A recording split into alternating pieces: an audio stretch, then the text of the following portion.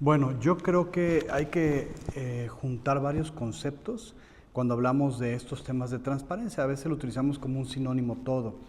La transparencia va al lado del acceso a la información, al lado de la protección de datos personales y también del gobierno abierto. Y a su vez de la rendición de cuentas. Son temas que se han ido entrelazando conforme avanza el tiempo, sobre todo aquí en Jalisco los últimos 20 años, que no se puede entender uno sin el otro. ¿Por qué? Porque son elementos esenciales, yo lo decía en una plática pasada, no solamente para un ejercicio de gobierno, sino elementos esenciales para las libertades humanas, por ejemplo, ¿no? Si no tienes transparencia, si el ciudadano no puede acceder a la información pública, si el ciudadano no cuenta con un gobierno abierto, empezamos a delinear a un Estado cerrado, a un Estado opaco y oscuro, y esto la historia nos ha enseñado que nos lleva a procesos de gobiernos autoritarios. La transparencia, el acceso a la información y el gobierno abierto son esenciales para las libertades, la democracia, la seguridad pública y también un elemento que no podemos dejar de ver en estos momentos, para la competitividad económica. La inversión, los empresarios, la industria, viene a los gobiernos abiertos y transparentes. De lo contrario, se van a buscar otras regiones en donde el gobierno garantice precisamente eso: transparencia, apertura, justicia, equidad, igualdad, libertad, democracia. Nos estamos jugando mucho en este momento. Bueno, primero fue muy importante contar con estos dos entes o figuras jurídicas que van a tener que colaborar sí o sí, que son las unidades de transparencia y los órganos internos de control. Hoy se van a vincular cada uno dentro de su autonomía, pero van a tener un avance permanente de la mano en estas dos figuras jurídicas. ¿Qué percibí yo y que vengo percibiendo desde hace un tiempo? Primero, mucha confusión en todas las personas que están en estas áreas, porque los órganos internos de control creían en un momento que iban a ser las unidades de transparencia. Las unidades de transparencia llegaron a pensar que iban a desaparecer, o inclusive que la transparencia en sí iba a desaparecer, y esto provocó comentarios como: pues entonces ¿para qué ya actualizo información? Entonces ¿para qué ya doy trámite a la solicitud? Entonces ¿para qué me preocupo si esto la tendencia es desaparecer? Primer contexto que yo visualicé es quizá brindarles más claridad en este evento, decirles: a ver, por lo menos lo que sabemos hasta ahorita, que la tendencia nacional es: las unidades de transparencia no desaparecen, continúan dentro de los sujetos obligados, los comités de transparencia seguirán funcionando y al contrario, les vienen más obligaciones como sujetos obligados. Y segundo, empezar a clarificar cuáles serán las funciones de los órganos internos de control y en particular un tema como en los casos de los estados, caso Jalisco, la Contraloría del Estado será la vigilante a nivel estatal, pero sobre todo a nivel municipal. Entonces es empezar a entender qué le iba a pasar al ITEI, que creo que está claro que es su desaparición, su desafortunada desaparición como un organismo constitucional autónomo que costó mucho, ¿no? No tenemos de otra, es una reforma constitucional federal. Su desaparición, y entonces ¿quién va a supervisar? Y empezar a clarificar un poco los escenarios. Faltan muchos detalles, ¿no? Pero creo que percibí en esa reunión que el funcionario llegó con muchas confusiones y al menos se va con claridad de decir: a ver, ¿quién va a ser la autoridad supervisora? La Contraloría del Estado. ¿Qué funciones van a tener en términos generales esa Contraloría del Estado? Bueno, jalar muchos temas que llevaba a cabo el ITEI. ¿Y qué va a pasar con las autoridades? Los municipios, el legislativo, el judicial, el ejecutivo estatal, los fideicomisos, todo. Seguir trabajando como sujetos obligados con sus unidades, con sus comités y con un poco más de atribuciones que ya platicaremos, pero atribuciones que vienen más fuertes en protección de datos personales, atribuciones que vienen fuertes en materia de digitalización, de usos de tecnología y también, por ejemplo, en materia de gobierno abierto. Entonces, esa es mi percepción. Hay mucha confusión todavía. Digo, nosotros lo hicimos en Guadalajara, vete a las regiones del estado y la confusión es mayor. Pero creo que podemos empezar a ir aclarando, al menos en términos generales, hacia dónde va. Ok, primero yo creo que Jalisco, el primer reto que tiene Jalisco, creo, es consolidar una reforma legislativa y reglamentaria que cumpla con los lineamientos de la reforma constitucional y de la ley general. No se trata de contraponerse, sino hay que respetar ciertos lineamientos y cierta tendencia, Pero el gran reto inicial que tiene Jalisco es lograr dentro de ese marco jurídico encontrar un modelo que sea referente a nivel nacional e internacional. Yo insisto, yo siempre he pensado que en este tema es momento de mirar hacia arriba y hacia lo grande. ¿Por qué? Porque ya tienes un esquema muy predefinido de qué va a ser la autoridad garante. ¿Quién te va a revisar? Pues era lo que venía haciendo el ITEI, se va un poco a la contraria del Estado, ¿no? Y ahí tiene su configuración como un poco más definida. Sin embargo, la reforma a la Ley General sí da mucha posibilidad de que los sujetos obligados, atendiendo el marco mínimo de obligaciones, encuentren su mejor esquema. Y ahí es donde yo creo que Jalisco tiene la oportunidad de decirle a México, aquí nosotros sí le apostamos a la transparencia. Nosotros no vamos para atrás, al contrario, vamos a dar un paso hacia adelante. Ese es el gran reto, encontrar, desde mi perspectiva, cuál es el nuevo modelo para Jalisco que venga a ser el 2.0. Vivimos 20 años con un modelo que fue referente a nivel nacional y es momento de seguir siéndolo, entendiendo que hay que romper paradigmas. Después vendrá la aplicación de ese modelo, que yo insistía mucho en esta reunión pasada, donde no podemos tener el riesgo de curvas de aprendizaje.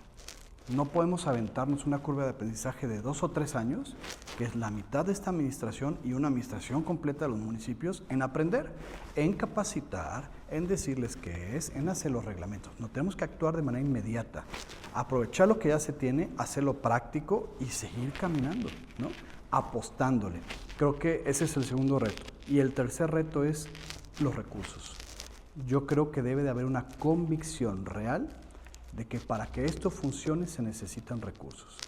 Si bien es cierto, la reforma constitucional y legal te dice que hay que ahorrar, la pregunta es, ¿y por qué tendría que ahorrar en este tema? Es como si te dijeran, ahorra en materia de seguridad pública, ahorra en materia de desaparecidos. No, espérame, hay temas donde sí voy a ahorrar y hay temas donde voy a invertir. Y este es un tema, como le decía al principio, que tiene que ver que si le inviertes a la transparencia, el acceso al gobierno abierto, te impacta en libertad, democracia, seguridad pública, crecimiento económico, certidumbre, fortaleza institucional, gobernanza. Entonces, esa es el último reto, al menos en un primer momento, que yo creo que es la convicción de invertir en estos temas. Y justamente creo que mencionas algo que es muy, muy cierto. Pensando en, identificamos estos tres retos, Sí. Entonces, ¿qué se requiere hacer? ¿No? Una de las tareas más importantes viene en materia legislativa. Es decir, tenemos como la estrategia, ahora pensemos en cómo lo vamos a accionar. En ese sentido, desde la posición en la que te encuentras, ¿consideras que Jalisco tiene los recursos para poder llevar a cabo esta transición? ¿Estamos listos en ese sentido para poder actuar de manera inmediata, como bien lo mencionas? Claro que Jalisco puede. ¿Por qué? Porque Jalisco tiene ya una estructura funcionando. O sea, a ver, tiene un ITEI, tiene un órgano garante que lleva 20 años funcionando con gente especializada, conocedora y cuyo valor humano, capital humano ahí, que obviamente puede apoyarte en el órgano garante, ¿no? En el nuevo órgano garante. Jalisco tiene en los municipios principalmente y en la estructura estatal, hoy por hoy tiene unidades de transparencia funcionando todos los días, tiene comités de transparencia funcionando todos los días, tiene una coordinación actuando todos los días en la supervisión, en la coordinación. Por ejemplo, aquí en el Ejecutivo Estatal tenemos alrededor de 80 sujetos obligados, 80 unidades de transparencia, 80 comités de transparencia que están funcionando. Nosotros desde la Coordinación General llevamos aproximadamente un mes, no más. Yo creo que llevamos para casi los 3 meses de capacitación permanente. Y yo lo dije, independientemente de lo que suceda, nosotros tenemos que seguir capacitando, supervisando y exigiendo. Jalisco lo tiene. Ahora, no hay que dejar de olvidar que también ese recurso del ITEI que se cancela es un recurso que puede ser utilizado, que es un recurso que puedes traer hacia la nueva estructura, no pensar en, bueno, ese recurso ahora lo destino a otros temas. Ok, a ver, ese recurso existe y lo puedo distribuir, puedo aprovechar lo que ya también existe en el Ejecutivo Estatal y puedo invertir. Yo creo que ni siquiera es tan grande el esfuerzo económico que hay que hacer, simplemente hay que tener la convicción y estrategia para hacerlo grande, que con los recursos que tienes puedas elevar las miras, Creo que ahí tendríamos que, vamos caminando bien, sin embargo, esta nueva transición pone sobre la mesa esa circunstancia. Por ejemplo, los municipios, no todos tienen órganos internos de control. Para empezar, creo que como un 60-70% tienen contralorías. Ahí tienes un vacío. Unidades de transparencia que tú puedas decir equipadas, autónomas, trabajando, también te podría decir que al interior del Estado es muy escaso, porque a veces ponen al síndico a hacer funciones de transparencia o al jurídico, a veces una persona con un escritorio y hay muy poca inversión.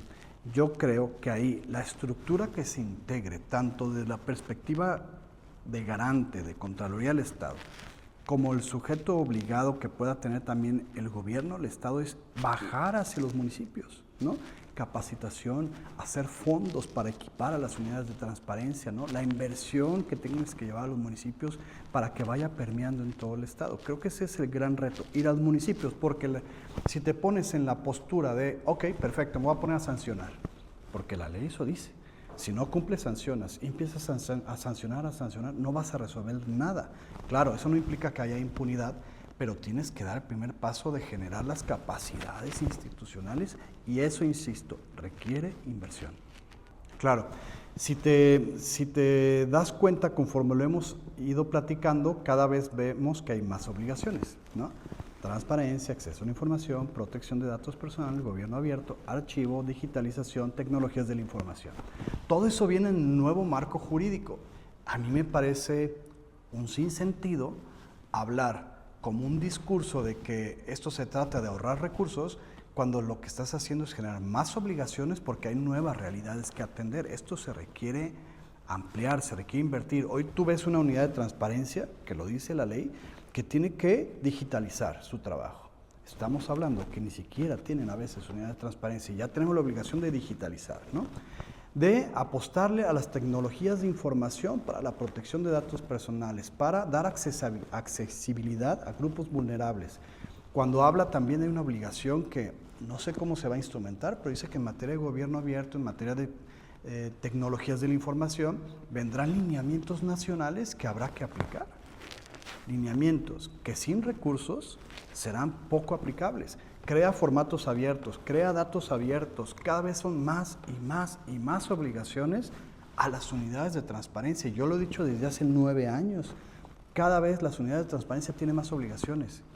No solamente tienes que conocer transparencia, de acceso a la información, protección de datos personales, que es un tema que va muy aliado a cómo están avanzando las tecnologías en el mundo. El robo de datos personales, el mal uso de datos personales, la delincuencia organizada está ahí, ¿no? El voraz marketing está ahí y todo se lo pones a una oficina. Esto ya está siendo rebasado y eso es lo que tenemos en Jalisco que voltear a ver. Ok, estos temas que son una realidad, no los puedo seguir queriendo resolver en una oficina burocrática, saturada de trabajo y sin darle recursos. Tengo que elevar las miras y decir, tenemos que entender que esta es una nueva realidad y generar una nueva estructura que realmente atienda todas las nuevas obligaciones. A ver, ¿qué está sucediendo a nivel nacional? A nivel nacional tú ves algunas tendencias a eliminar la idea en general del servicio profesional de carrera. Poder judicial. Se eliminó el servicio profesional de carrera, lo que es la carrera judicial, se eliminó, para entrar a otros mecanismos de elección de juzgadores. Un honroso ejemplo de lo que es el servicio de carrera, tengo entendido, es el INE. ¿Hacia dónde va el INE? En general, el gobierno federal me parece que todavía no tiene instaurado un servicio civil de carrera realmente tangible, funcionando. Y los gobiernos estatales en general están en cero. Y no te puedo decir de los gobiernos municipales. Este es un gran reto.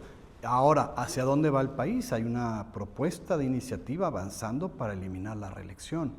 Eso quitas en los municipios la posibilidad que hay hasta ahorita, por ejemplo, de que abarquen 2 periodos, ¿no? Y entonces tengas equipos de 6 años trabajando. Hoy lo vuelves a cortar a 3 años. Me estoy yendo a nivel municipal. En nivel municipal el primer año es adaptación, el segundo año es trabajo y el tercero es despedida. Y entonces, ¿qué estás provocando? que haya un flujo de personas que no te está asegurando resultados, con más obligaciones, con menos recursos. Eso tenemos que atenderlo. Desde el año 2017, si no me equivoco, 2016, en el Instituto Mexicano de la Competitividad, yo estando presente en una discusión, llegamos a una conclusión: se tiene que impulsar el servicio civil de carrera, al menos en transparencia, en contralorías y en tesorerías. Eso hoy, que yo sepa, no existe en ningún lugar de este país. Y eso es un gran reto que nadie se ha atrevido a dar. Y creo que es una posibilidad que tiene Jalisco también de instalar, al menos en áreas ahorita estratégicas. Sí, yo creo que México está atravesando por momentos que yo no los quiero llamar, como en muchos comentarios o discursos se dice, difíciles, complicados. Claro que hay un contexto internacional también que está ahí, que no es fácil, pero yo siempre he pensado que cuando vienen estos cambios en la historia, cuando viene este rompimiento de paradigmas, porque creo que eso también le tocaba una sacudida al tema de transparencia, ya le tocaba, y también le tocaba a estos organismos autónomos también una sacudida, ¿no? ¿Por qué? Porque también hay que desempolvarlos. También la transparencia, y te lo digo como comentario final, se volvió complicadísima, súper especializada, con pocos recursos, cada vez más entendible solamente para los grandes doctores de la transparencia, que hacían metodologías que las leías y no las entendías. También hay que decirlo, obligaciones de transparentar información en formatos Excel que lo abres y son sábanas de este tamaño, y que rara vez un ciudadano ve. La transparencia se fue, insisto, se fue alejando de la gente. Y se hizo mucho más complicada como un instrumento técnico, científico, que pocas veces servía para la gente. Creo que hay que romper ese paradigma. Las instituciones necesitaban una sacudida, entonces hay que entenderlo, pero entonces bajo esa sacudida, ¿qué viene como el 2.0? Una transparencia para mí más sencilla, más accesible, ¿no? Más utilizable para el ciudadano en general. ¿De qué te sirve tener sábanas enormes de información cuando el ciudadano a lo mejor necesita saber cómo acceder con mayor facilidad a un programa social, cómo acceder a un servicio médico, cómo pedir cuentas o participar en un consejo ciudadano? Tienes que hacerlo mucho más factible y tienes que desahogar trabajo de las unidades de transparencia. Pongo el dedo en la llaga sobre este tema, al menos en Jalisco. En estado y municipios, tú tienes un problema que te abarca más de la mitad del trabajo de una unidad de transparencia, y son las peticiones de folios de multas que se generan en los estados y en los municipios. Despachos que se dedican a cobrar estos folios, que los piden vía unidad de transparencia, la unidad de transparencia tiene que tramitarlos, entregarlos, y eso, al menos en mi experiencia ahorita, municipios como Guadalajara y Zapopan abarcan más del 60-65% de las respuestas diarias. Gobierno del Estado quizá en gran porcentaje anda en lo mismo. ¿Por qué? Porque no hemos podido hacer una fórmula jurídica para atender esos temas que te tienen saturadas las unidades. Que si desahogas, tendrías más oportunidad de gobierno abierto, datos personales, información proactiva. Ese tipo de soluciones tenemos que irlas encontrando para quedarnos con lo que importa, creo yo.